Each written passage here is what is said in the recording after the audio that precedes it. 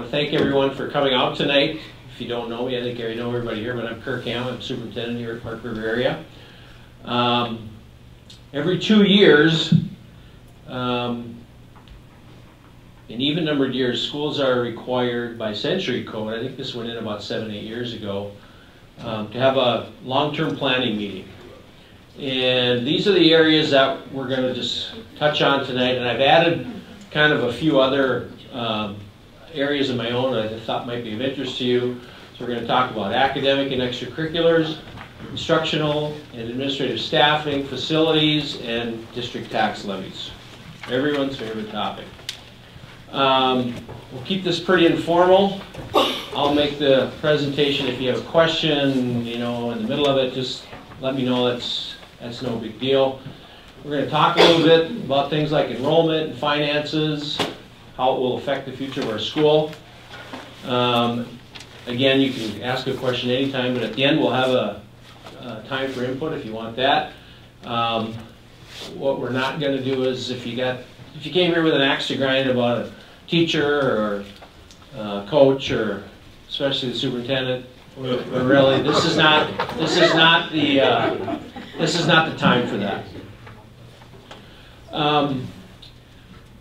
This is kind of a set of beliefs that the board put together a few years ago, and it still holds very true, and you can read those, but we kind of try to use these things to guide a lot of the decisions that we make at the board level. And so we believe in a high quality education, being fiscally responsible, and educating our students in a safe and secure environment. And hopefully when you leave here, I will have shown you, if you didn't already know that, I will kind of reinforce that for you. Back in 2014, we started the strategic planning process. And I think we had about 40 people that participated in that, and I see several of them in this room that were part of that. We narrowed it down to 3 goals. Develop and implement a master plan for our buildings and grounds. Update school safety, security plans and procedures, and develop a plan to retain and recruit teachers. For the most part, we've accomplished those things. Now, some of them obviously are ongoing. I don't have to tell you, if you've watched the news at all, about safety and security is just a huge deal, and we're constantly trying to stay on top of that. Recruiting and retaining high quality teachers is a massive job, and it's not getting, it may get a little easier in the short term, I'm hoping, but it's ongoing. We have to figure out ways to get people to want to teach in Park River and stay in Park River.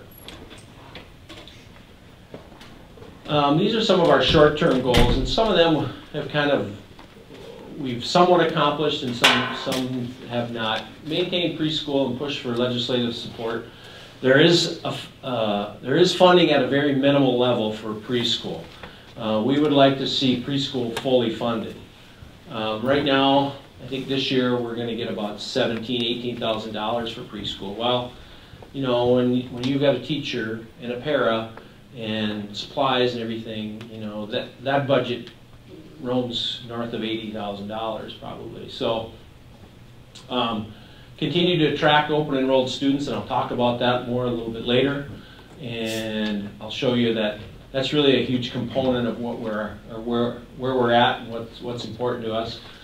We want to continue to work with area districts on a cooperative basis. And this last one, and you know, this kind of came from our board retreat about a month ago, and Roberta kind of reminded me of it, and I added it. One of the things, and I'll talk a little bit more later, the school board really wants to kind of increase their visibility and their transparency and some of those things with the public. And traditionally, we held this meeting in June before our the meeting where we canvassed our election, and we really didn't get anybody there. So we thought, well, let's have it on the night of Parent Teachers Conference. At least we've got kind of a captive audience. And so I printed 45 of those. Now, maybe that was overly optimistic, but obviously there's a lot more than 2 or 3 people here, so that's good to see. I'll just buzz through this quick. We're going to talk about student achievement a little bit. These are the different ways that we assess, and you can certainly read those things. And then for graduation, we talk about the North Dakota diploma. We have an optional diploma. Those of you that have had kids that graduated or are about to graduate, you're familiar with the state scholarship. Students can qualify for $1,500 a year for up to 4 years by attending a state university based on their GPA and their ACT score. Here's just kind of a snapshot from 2010-11 to last year. And these are state assessment scores in math. And as you can see, every year since I've been here, and I can only assume before I got here, we've scored higher than average, or higher than the state average. And you'll see that in math. Now, you may wonder why there was such a dip at 2014-15. That's when the assessment changed. But one thing that I like to point out, if you look at 14-15, 15-16, 16-17, you can see that as the state level, it's holding its own or dropping, and actually we're increasing, and that gap is widening. These are English language arts, reading. Again, very similar. We talk a lot about our school being a good school, and I think we have the data to back that up. Here's last 10 years of ACT scores. Now there are a couple years in there where you can see that we are below the state average, but as a whole, you will see that we are pretty significantly above. I think I have this stat later on, but I think in the last 6 or 7 years, our assessment, or our score on ACT is about 1.5 points higher than the state average. And when you're talking about the average being right around 20.5 or 21, that's pretty significant. Well, I started this list a few years ago, and I just kind of tweak it and I add to it a little bit. What do we have going for us? Obviously, we have fantastic facilities, thanks to the taxpayers. They overwhelmingly voted by 74% to go ahead with our project. We have an outstanding staff. Somebody asked me a question today. Maybe they were trying to point me in a certain direction, but they asked about my retirement, and I said, well, you know, I was junior and senior or whatever. And I said, but you know, I don't know where I'd want to go anywhere else. You know, things are pretty good here. Walking into our building, greeting our staff, we have just a tremendous core group of people in this building, and it makes it enjoyable to go to work. Obviously, we have great support from all our communities and from our parents. Our school board, I don't think gets enough credit for being as forward-thinking as they are. Whenever we talk about something, they're always open to new ideas. They are not locked into, this is the way we always did it, so we're going to keep doing it that way. I think our board has been very progressive, and that has allowed us to add programs and really stay ahead of the curve. Technology, you know, that stuff's kind of everywhere now, but we have a one-to-one initiative in pre-K through 6. At the high school level, or 7 through 12, we kind of do, because almost every room now has a mobile lab, so they have access to those things whenever they need them. We do have 2 ITV labs that are used pretty significantly for some classes that we can't get in-house.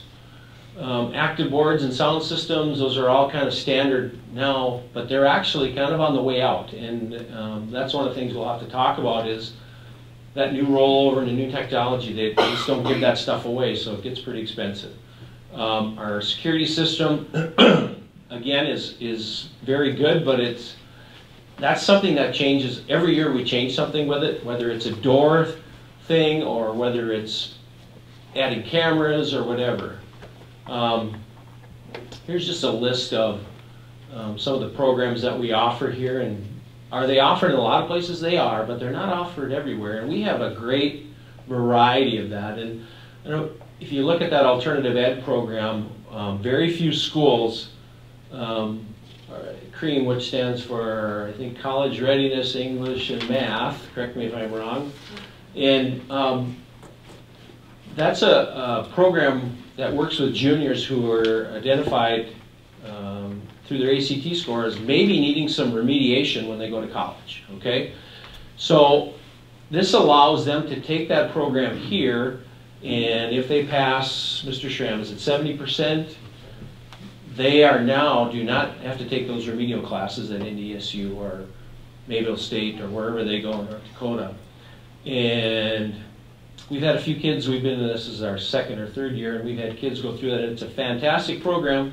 It's paid for with a grant, but most schools are not participating in, and I give the credit to Mr. Schramm, who really found this, came up with the idea how to run it, and it's been a great thing for some of those kids that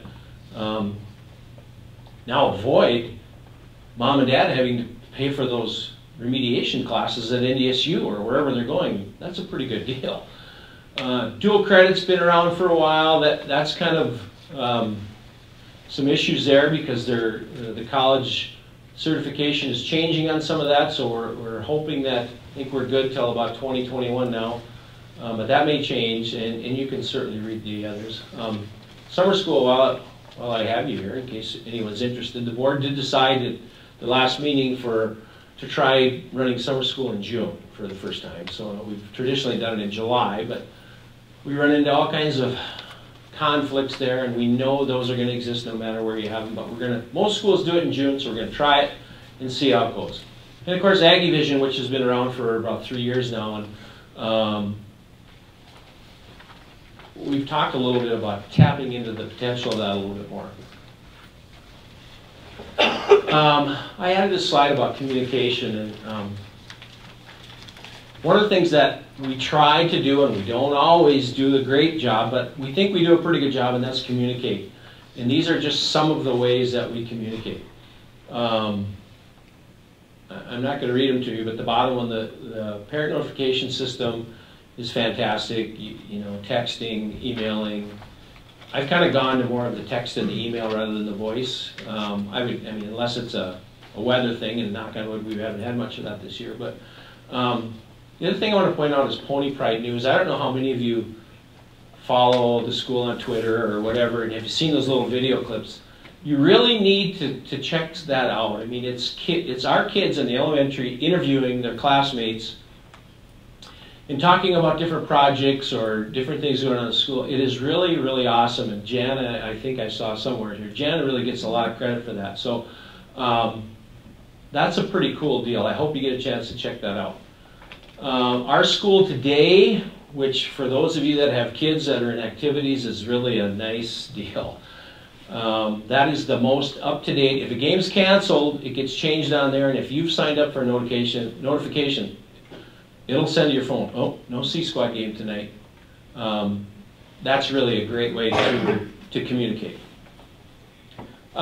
This is just a quick look, and I'll show you, I think I have a graph of this too, but if you kind of look at that total number, and this was the first year I came, 06, 07. So you can see during that time we were as low as 393 and we were as high as 435.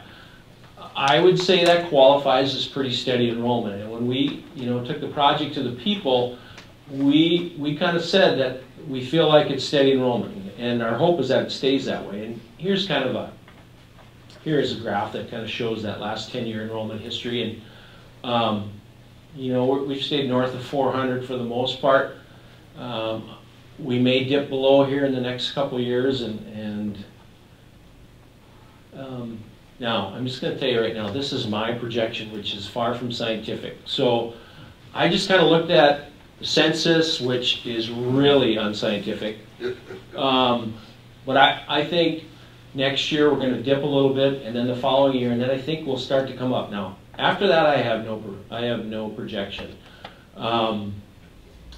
we had preschool registration, and you know, there's always some late ads. So we're kind of thinking that preschool might be around 30, 28, 30 next year, which, you know, if we could have that, we could live with that. If we could get 30 kids, we'd be pretty happy with that.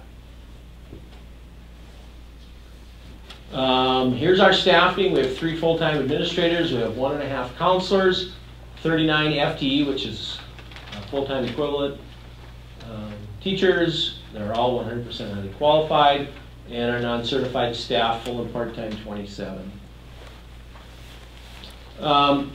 Here's just a little history of our revenue. And I'm going to show you a couple things, and then I'll try to explain why our revenue is dipping. So if you look back to 2012-13, you can see those first 2, 3, 4 years.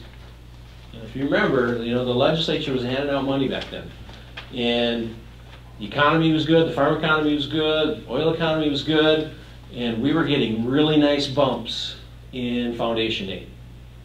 So if you look at the state, it's like, well, that's fantastic. Well, then this year we started to drop. And there's two reasons for that. Number one, when we reorganized with Adams, 2013, the state said, if you reorganize, you get an additional weighting factor, okay? So the easiest way to describe that is, we got a little more money because we reorganized with Adams. And that held true for 4 years. Then in year 5, it drops a little bit. Year 6, it drops a little bit. In year 7, we go back to where we're supposed to be, which is 1.02. That doesn't really matter. But so, I don't know, for lack of a better term, I call it a perfect storm. Okay, we were feeling pretty good about ourselves, and we're like, wow, things are rolling at the state. And we really felt we had to pay our teachers better. We had to. So the teachers got significant raises in those years because we had to. They needed the money. And we didn't foresee the drastic decline in oil. We didn't see farm economy dropping, and it all happened at the same time, and it's like a snowball rolling downhill. So if you look at that state line item and you see, well, okay, next year is a pretty good hit. And the following year, that's a pretty good hit. Guess what? The year after that, it's going to be another good hit, because then we go back to our 1.02 level. And you know, this is just a bar graph showing that, and you can see we've also lost a fair amount of money in federal. So that's the Title I, Title II, Title IV, some of those federal programs. We've lost a fair amount of money of that. Now you can see how it was it was headed in the right direction, and then it kind of took a wrong turn. So we are going to have some financial issues. Now we've addressed a lot of that because we've cut a lot of money out of our budget. But we're going to reach a point here really quick where our options are going to be pretty limited as to what we can do for that. Here's a little, I guess it's 11 years probably, of general fund balance history, and you can kind of read through that and see where our expenditures went. And so if you look right here, that was our peak, and you go, wow, you really increased your budget. We did, and a lot of that year had to deal with the project. We took a lot of money out of the, we made a decision to do the project what we felt was the right way, and so we spent some general fund money to do that. Now you can see we dropped it significantly last year. This year we took another, I think our budget is about 5.1. Next year, I don't know. It'd be nice to get it under 5 million, but I don't know if it's going to happen. Again, we have to pay people, and 70% roughly of our budget is personnel, salaries, benefits. Here's just a comparison of mill levies. Now 16-17, which is last year, and that's the latest data I could find. So you can kind of see where we're at in the grand scheme of all the area schools. S&I is sinking in interest, and that's basically a project. So you can see The top four there, you know, Minto Grafton, Drayton, I think, did an HVAC project a few years ago, and ourselves with our building project. That's where all those mills are, and that's why we're up to roughly 180. Now, I just want to point out too that our general fund, we levy 60 mills, okay? When I got here in 2006, we were levying 185 general fund mills. So the property tax relief that the legislature has provided over the last 6-7 years has really allowed some of that burden to shift. Now, the way they did it is probably not sustainable, and I think they're finding that out. So we're fairly nervous about the next legislative session. You know, they obviously took away some of that property tax relief in the last session, and I mean, if they came and said, okay, we're no longer going to fund 74% or whatever it is of schools, and you got to figure out the local level. Well, that would hasten my retirement. I can tell you that, because if I have to go back and say, well, we're going to go back to 185 mills. So now your school taxes is going to more than triple, and we're going to need a lot of new board members. So, I mean, it's not realistic. You know, I don't know, when they went into it, I think they oversold it a little bit, but it is what it is at this point. I don't think they'll ever do that. They couldn't, because it would not, schools would not be able to function.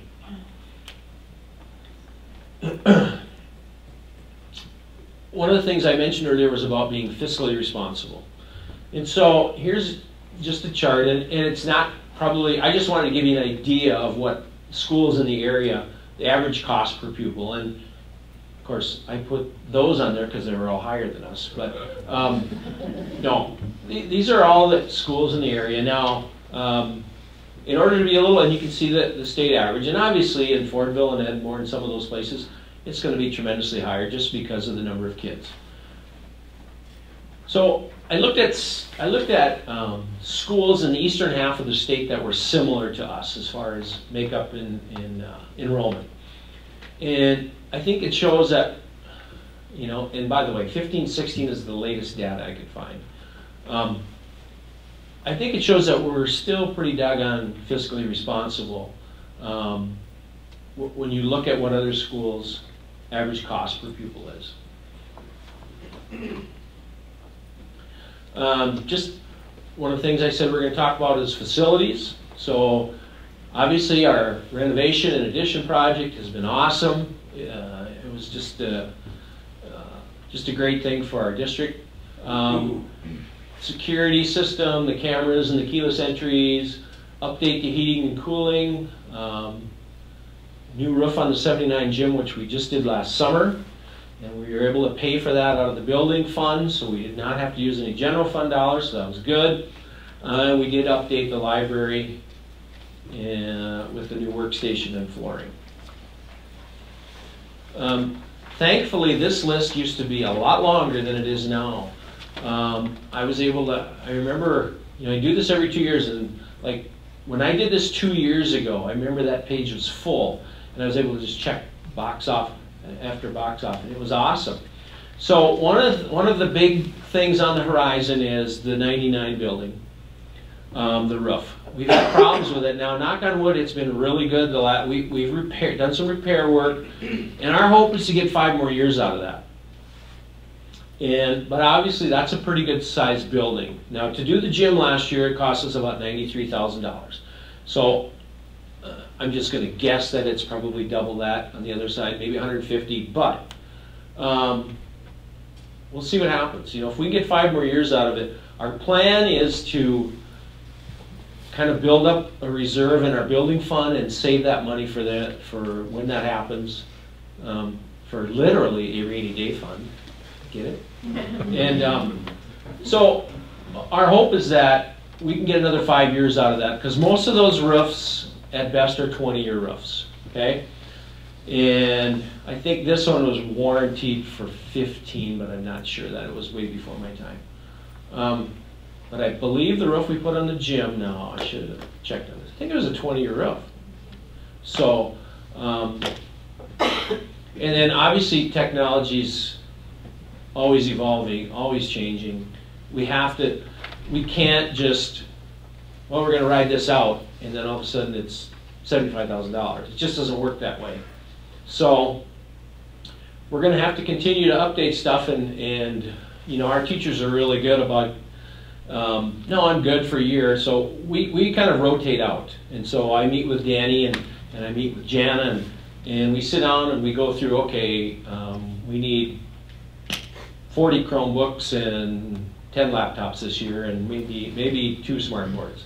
But as I mentioned before, that technology is really kind of going away, and active panels and basically a big touchscreen TV, for lack of a better term, is what's going to be there instead of what you see now in those teachers' rooms. I'm not going to spend a lot of time on extracurriculars, but certainly we'll talk about it if you want to bring it up. This is just a list of things we're involved in, and you may know of some of them, you may not know of some of them. Here's just a list of our current co-op agreements. Here's just a few things I threw in here you may not know about Park River. Okay, this school, at this point, we have 53 students that open enrollment to our district. Now, schools are funded at the state level on a per pupil basis. And with our weighting factor, just for easy math, that's about $10,000. So that's a lot of money, you know. And one of the things that we talked about at the board level is we have to find a way to keep attracting people to come to our school. Because if you take those 53 kids, by the way, we have 21 that go out. You go, 21? That's a lot of kids. It is. I think 9 of them are former Adams students who are attending in Edmore. We get a few that, you know, mom works in Grafton, or, you know, those kind of things. And we have some kids that just choose to go to another district. Okay, out of 151 districts in North Dakota, we have the 9th lowest average cost per pupil. Again, I think that says a lot about being fiscally responsible. There's the stat I mentioned earlier about the ACT score. That's pretty cool. One other thing that I just thought of the other day was the academic all-state team has come out. We've had a kid on that, and we only get one. We only get one nomination because of the size of our school. This will be 3 years in a row that we've had a kid on that team. That's pretty doggone good. And this program improvement was in place before when we had No Child Left Behind. And I would challenge you to find another school, at least in this neck of the woods, that was never put on program improvement. We had times where we didn't make AYP at some level, but we were never put on program improvement, and that says a lot about our school. Again, I'm not going to go through this. This is just some grants that we've gotten over the years, and some of those, obviously, the PEP grant is 10, 11 years old, so that's getting kind of old. Maybe just talk briefly about the Transportation Alternatives Grant. So we applied for this grant last fall, and there's a match to it, and I think our match is going to be like $20-some thousand. And given our budget, that was a really hard decision to make.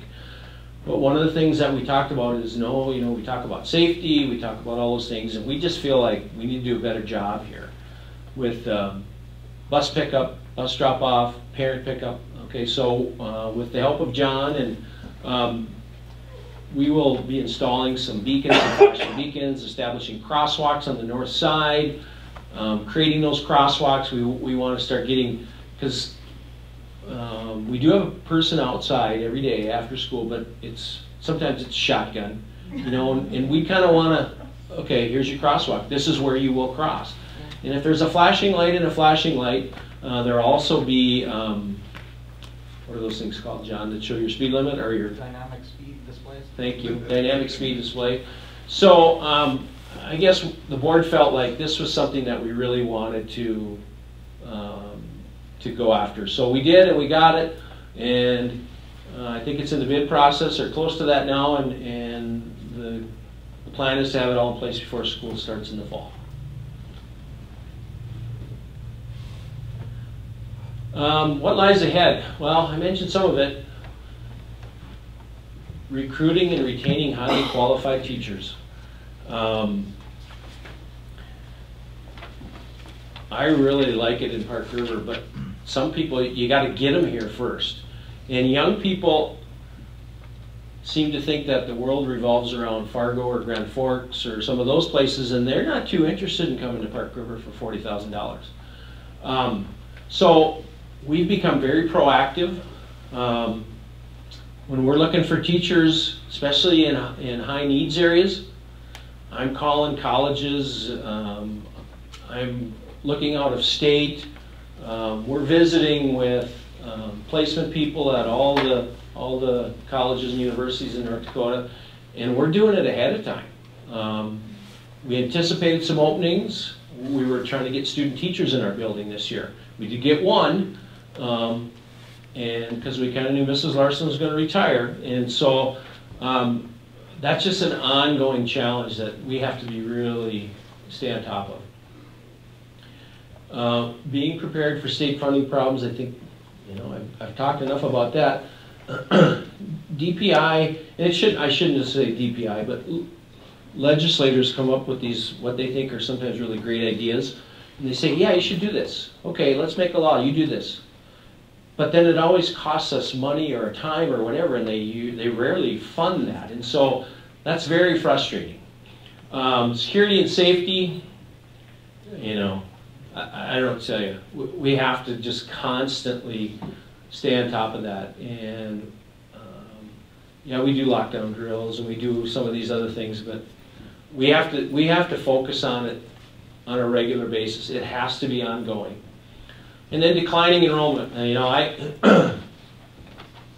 don't know what's going to be like in 5 years. I really don't. And that's one of the reasons that the board was very focused on. We got to keep attracting students. We have to keep getting open enrolled students. We have to find ways to get them here, because we can only control so much of what's going on in our district. We're not gonna be able to get, the people in our district are already going here for the most part. So we have to keep, our enrollment. So I've talked enough. That was a lot longer than I thought it was going to be. Any comments? Any questions? Anything for the board? By the way, Bill is our president, and he just loves tough questions. So, yes? I guess that one thing that I think that you could do that would make Park River even more attractive, especially for your non-traditional students, and I know in this time of budgetary concerns, you really need to think about adding art. You really need to do that. Well, that's a non-traditional, and I know my son is going to Grafton, but how much better would it be if you had an in-house person, and then that in-house person could even spend part of their time, maybe it could be worked into a middle school education, and then also rotate through the elementary classrooms. It would be one way to offer some time for an elementary classroom teacher to maybe have a break to do some other planning together, things like that. It's really one last component we have here. Absolutely, and we've talked about this for years. And about 5-6 years ago, I thought we had to deal with another school where we were going to get a part-time person. And that all kind of fell through. Yeah. I'm not going to disagree with you, Jackie, because I've been an advocate for a long time, and we actually had kind of the old teacher's lounge was going to be the art room because it had the sink, and we had it all. It never developed, and then when and I know. The budget thing happened, and it's, I'm really thankful that Toby has got to have those opportunities over there, but it's not the same, and it could be better. And when I was in Cooperstown, we did have an art person, and we had elective art at the high school, and then did some work in the middle school as well, and those experts are great to have, and hopefully at some point in time, yes, we can do that. Yes, I just think it needs to be something that goes on your long-term plan that you could possibly work your way to, or keep your options open, because in order to pursue an art class this year, he had to give up music. I know. To go, and it's like, those kids are your art and music people, and so to feed one hand, you have to starve the other hand. And so, yeah, that's my comment. Thank you. Yes? And another thing I kind of miss is the science fair. I mean, we had a science fair back when I went to high school, and we had to have it over in that peanut building, you know, and I can understand you didn't have it during the years that you were in the process of building, but, you know, that's something I think I really miss, and I think that's an opportunity that we should try to. I can still remember the science projects that I had, you know, 50-some years ago. And Mr. Schramm stepped out because he had another meeting, but this, I can't remember the year, but it's been 3 or 4 years now since we had it. And our science teachers at that time wanted to go a different direction because there was a lot of pushback from kids and parents, and they got kind of tired of it. Now, I will tell you that I was the last dog in there. I fought it for years because almost immediately when I got here, there was a push. We wanted to get rid of it. We wanted to do something different. We wanted to get rid of it. Nice. Because I came from a school that had a very successful science fair program. And I still remember the kid that went to the International Science Fair and got a full ride to Arizona State. Now, he was going to be a doctor no matter what, but I still remember that. And it just kind of lost, you know. I don't have the answer for you. I don't know if it's going to come back, but one of the things that you read about now in schools is project-based learning. You know, and what a great example of project-based learning is a science fair. I don't know that the traditional science fair will come back, but I would like to see more things like that happening in the classroom on a more regular basis, because I think the research is bearing this out. And I can't think of the name of the school. There's a school in California anyway, and I watched a documentary on it, and it was all project-based learning, and it was art projects, and it was science projects, and it was engineering projects and things like that. And I think most kids learn better in that method. So I did see they had something on Egyptian pyramids on the Aggie channel, which was somewhat similar. Yeah, with the elementary. Yeah, that was pretty cool. Yeah, actually, if you got a chance to come, I know some people were there. That was pretty neat. On this co-op agreement, like with Edinburgh, is that like a 3-year? No. Co-ops now basically they're just in place. They're in place, and then if one person or one school wants to drop out, they just have to notify the other school. Oh. Okay. It's not. It'd be kind of nice if it was like a sign or like a contract, so you know where you were at. You know. It is. No, it's. Oh yeah, no, it's signed and it has to be board approved. And I don't anticipate anything breaking up there. No. One of the concerns we had when we went with Valley Edinburgh in football was we were going to get bumped up to AA. Okay. Yeah, I heard that. But we're kind of in a window now where that group they count the males in grades 7 through 10. That number is pretty low for us, and so we're nowhere near. And they raised our division to 32 teams again instead of 24. So I don't anticipate that happening. It's been quite a few schools where they were down so low they had to go 9-man. Yeah. So we'd better be. And actually, if we didn't have Valley Edinburgh and Fort-Bill Lincoln, we'd be 9-man. Yeah. We'd be down quite a ways 9-man, because our junior high this year is 51 kids or something like that. I mean, they're 2 small classes and a lot of girls, and so yeah, I don't anticipate that being a problem. But yeah, that's the way co-ops work now. You come to an agreement, and it's in place till somebody says, you know what, we don't want to do this anymore.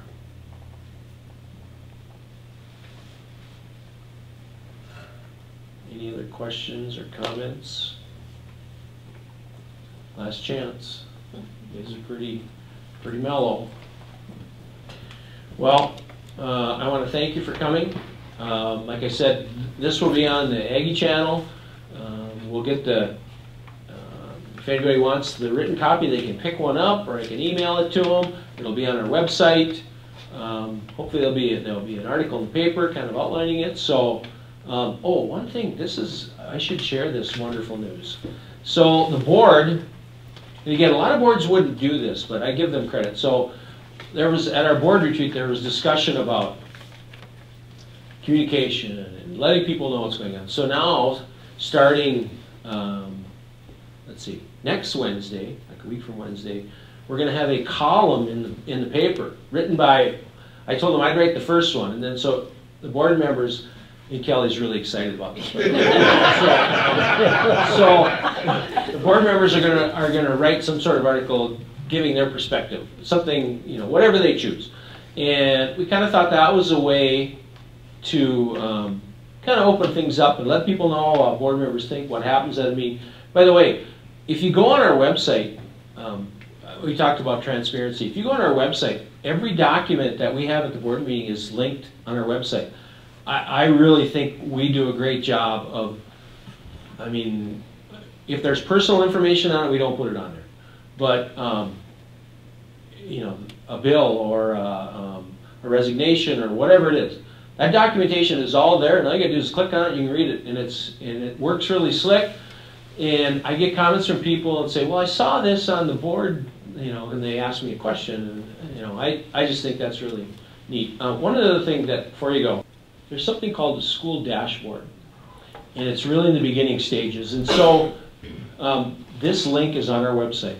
You can go and look up any school, any district, any school in the state, some problem. Anyway, you can go on there and you can look at Park River or Fordville or wherever you want to look, and you'll find things like achievement scores or enrollment, or it's just going to keep growing. And so it's going to be kind of a snapshot of what's going on in your district. And a lot of people aren't curious about that, but I know some people are. And anyway, if you get a chance, take a look at that link. I think it's on the homepage, Danny, isn't it? Yep. Yes. Yeah. On the left side. Yeah, I think it's the very last one. Yep. Okay, and I think it says school dashboard.